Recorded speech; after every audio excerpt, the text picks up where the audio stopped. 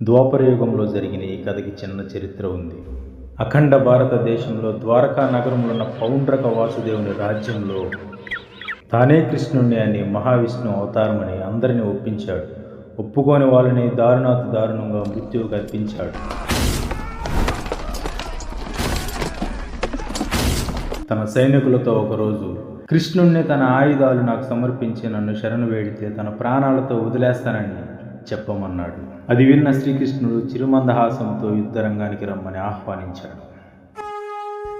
కృష్ణుడు తన పాంచజన్య శంఖాన్ని పూరించాడు. పౌండ్రక వాసుదేవుడు తన ఖడ్గంతో కృష్ణుడి మీదకి వస్తున్నాడు. శ్రీకృష్ణుడు తన సుదర్శన చక్రాన్ని స్మరించి ఇలా అన్నాడు: